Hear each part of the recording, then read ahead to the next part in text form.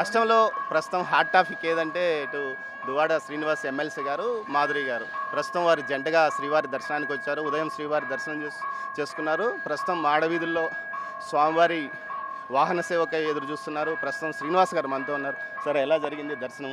ఎలా ఏమడిగారు స్వామి గారిని? బ్రహ్మాండంగా జరిగిందండి. ఈ బ్రహ్మోత్సవాల సందర్భంగా ఆ కలియుగ వైకుంఠం శ్రీ శ్రీ శ్రీ వెంకటేశ్వర స్వామివారి దర్శనం ఈ సమయంలో చాలా గొప్ప విశేషమైనది. మరి ఈరోజు స్వామివారి బ్రహ్మోత్సవాల సందర్భంగా ఈ మాడవీధుల్లోనే వారి తాలూకా ఉత్సవ విగ్రహాలని మరి ఊరేగింపుగా తీసుకెళ్తారు. లక్షలాది మంది భక్తులు కూడా ఇక్కడికి విచ్చేయటం జరిగింది. మరి మాడవీధులు నాలుగు వైపులా కూడా ఎక్కడ చూసినా సరే జనసందోహంతో ఈరోజు ఎదురు చూస్తున్నారు.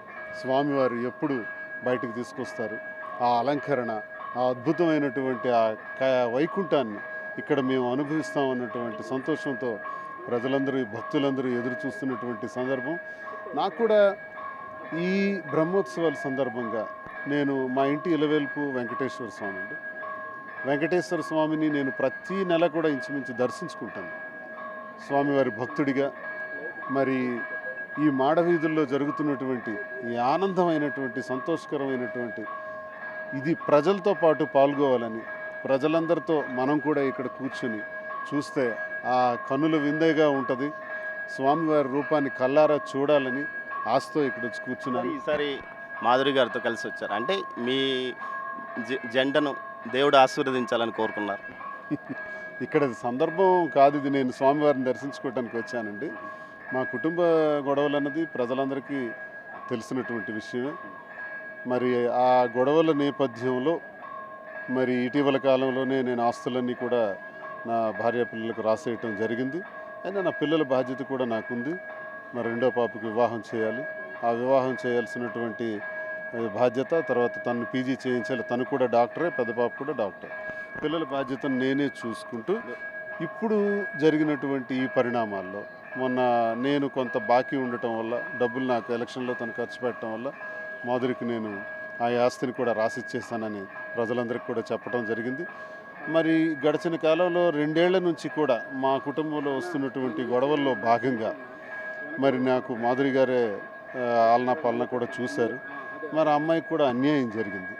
ఈ అన్యాయం జరిగినటువంటి పరిస్థితుల్లో ఆమె కూడా 2 అత్తవారి దగ్గర, కన్నవారి దగ్గర తను కూడా నష్టపోయింది. ఈ పరిస్థితుల్లో నేను ఆమెకి అండగా ఉండాల్సినటువంటి అవసరం ఉంది. శ్రీనివాస్ అంటే శ్రీకాకుళం జిల్లాలో ఒక అగ్రెసివ్ పర్సన్. అలాంటిది ఇక్కడ ఎలా ప్రశాంతంగా ఉండిపోయారు? ఆ అగ్రెసివ్నెస్ అనేది రాజకీయాల్లో వెళితే, రాజకీయంగా మాట్లాడాలనుకుంటే అది ఎప్పుడూ నాకు ఉంటుంది. అది నాకు జెనెటికల్గా ఉన్నటువంటి లక్షణం. అది నిలదీయాలనుకునేటప్పుడు అధికార పక్షం ఈరోజు చేస్తున్నటువంటి పనులన్నింటినీ కూడా ప్రజాపక్షంగా ఉంటూ ప్రజల గొంతై మాట్లాడుతూ గట్టిగా నిలదీస్తాను. అందులో రాజీ పడేటటువంటి అవకాశమే లేదు. నేను ఎప్పుడు ఉద్యమాల్లోనే ఉన్నటువంటి వ్యక్తిని. 18 సంవత్సరాలు ఉద్యమాలు చేసినటువంటి వ్యక్తిగా నాకు అనుభవం ఉన్నటువంటి రీతిలో ప్రజల పక్షాన్ని నేను ఎప్పుడు ఉంటాను. ప్రజల గొంతై మాట్లాడుతాను. అది నా దైనందిన జీవితం, నాకు రొటీన్గా ఉన్నటువంటి కార్యక్రమాలు. తప్పకుండా ఆ కార్యక్రమాల్లో కూడా ప్రజలు ఉండి గట్టిగా చేస్తానని మీకు నేను తెలియజేస్తున్నాను. నెక్స్ట్ రాజకీయాల్లో మీరుంటారా, మాధురి గారిని ముందు పెట్టి నడిపిస్తారు? రాజకీయాలు అన్నది అలా లేదండి. మా కుటుంబంలో ఇప్పటికీ వస్తున్న గొడవలు అవే. వాణి ఏంటంటే తను ఎమ్మెల్యే కావాలి, తనకి అన్నీ ఉండాలి, ఆస్తులన్నీ తన పేరునే ఉండాలి, నాకేమీ ఉండకూడదు, నేను మళ్ళీ ఇంకెక్కడికో పోవాలి, టెక్కల్లో ఉండకూడదు. ఇలాంటి దురుద్దేశాలు మా కుటుంబంలో విభేదాలకు దారితీసాయి. ఆఖరికి చెరో దారి అయిపోయినాం. ఆఖరికి కోర్టుల్లో కేసులు నడుస్తున్నాయి. ఒకవైపు కోర్టులో కేసులు నడుస్తున్నటువంటి ఈ సందర్భంలో మాధురి అనేటటువంటి అమ్మాయికి రాజకీయాల్లోకి తెచ్చిందే మా కుటుంబం. వాణియే తీసుకొచ్చారు. ఆ అమ్మాయి నాకు తెలిసి రాజకీయాలు నేను చెయ్యాలి అనేటువంటి ఉద్దేశం లేదు. తను కుటుంబ పరంగా ఉంటాను. ఆమెకి 3 పిల్లలు ఉన్నారు, ఇంకా నాకు 2 పిల్లలు ఉన్నారు. ఇవన్నీ చూసుకుంటూ నెక్స్ట్ కాలం ఈ కోర్టులో వచ్చిన నిర్ణయాల మేరకు, కోర్టులో ఏ తీర్పు వస్తుందో ఆ తీర్పు వచ్చే నిర్ణయం ప్రకారం మా భవిష్యత్ జీవితం ఉంటుంది. అడగకూడదు కానీ ఒక క్వశ్చన్ సార్, 60 ఇయర్స్ ఈ వయసులో మనవడు మనవరాలతో అంటే మన మీ పిల్లలకంటే సొంత పిల్లల కంటే మన పిల్లల మీద ఎక్కువ ప్రేమ ఉంటుంది. వీళ్ళందరికీ దూరంగా ఉండడం మీకు బాధ అనిపిస్తుంది? బాధే సార్. వెంకటేశ్వర స్వామి గారి సన్నిధిలో కదా మాట్లాడుతున్నాను. బాధే.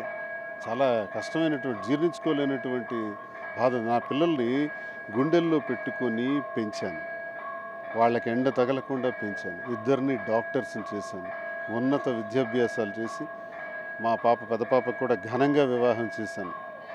మరి రెండో పాపకు కూడా అలాగే చేయాలి. ఇలాగే జీవితం చేద్దాం అనుకున్నాను. మీరు అన్నట్టు ఇప్పుడు 58 సంవత్సరాల వయసులో నాకు ఇవన్నీ అవసరమా? నాకు ఆ కోరికలు, ఆశలు, అలాంటి ఆలోచనలు నాకు ఎప్పుడూ లేదు. కానీ నా పరిస్థితులు, నాకు వాణికి ఉన్నటువంటి తీవ్రమైనటువంటి విభేదాలు, ఆ విభేదాలు తీవ్ర స్థాయిలో ఎలా అంటే ఆమె ఇంటికి తాళం వేసి నేను ఇంటికి రాకుండా ప్రయత్నించడం, టికెట్ నాకే కావాలని అధిష్టానం దగ్గర తీవ్రమైన ఒత్తిడి తెస్తే నేనే అధిష్టానానికి బ్రతిమలాడి వాణియే పోటీ చేయాలని చెప్పి నేనే 100 మెట్లు దిగి ఆమెకే ఆ టికెట్ వచ్చేటట్టు చేయటం, అది ఆమె నిలబెట్టుకోలేకపోయారు. అది కూడా నిలబెట్టుకోలేకపోయారు. ఆఖరికి మళ్ళీ నేనే పోటీ చేయాల్సి వచ్చింది. మొన్న ఇవన్నీ పిల్లల గురించి మీరు అడిగారు, కుటుంబం గురించి. ఇది నిజమే సార్, ఇది బాధాకరమైనటువంటి విషయమే. నా గుండెల్లో కూడా చాలా బాధ ఉంది. ఏం చేయమంటారు? ఏం చేయను? వెంకన్న సన్నిధిలో మాట్లాడుతున్నాను. ఏం చేయమంటారు? నా పరిస్థితులే నాకు ఈ స్థితికి దారితీసాయి. నేను చేసినటువంటి పని, మాధురి నేను కలిసి రేపు కోర్టు నిర్ణయాల ప్రకారం భవిష్యత్తులో ఏం జరుగుతుందో మాకు తెలియదు. ఇంతవరకైతే మాకు అందరూ ఊహించినట్టు వివాహం జరిగింది, ఇవన్నీ అబద్ధాలు. ఇది మేము ఏం జరుగుతుందో తెలియనటువంటి ఈ పరిస్థితుల్లో నేను చెప్పేది ఏంటంటే, కుటుంబం కాపాడుకోవాలి, పిల్లల్ని కాపాడుకోవాలి. తనకు పిల్లలు ఉన్నారు, తను కుటుంబాన్ని చూసుకోవాలి, వాళ్ళ పిల్లల్ని జాగ్రత్తగా చూసుకోవాలి. భవిష్యత్తు ఎలా ఉంటుందో అయితే తెలియదు. ప్రజల కోసం అయితే కష్టపడి పనిచేస్తాం. జగనన్న నాకు ఇచ్చినటువంటి అవకాశాన్ని ఎప్పుడు కూడా జీవితాంతం ఆయనకి సేవ చేసుకుంటూ ఉంటానని మీకు నేను తెలియజేస్తున్నాను. Thank you.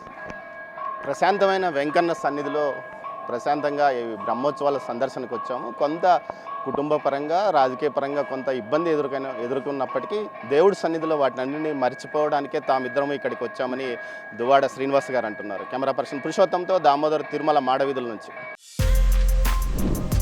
For more videos like this, subscribe Big TV channel.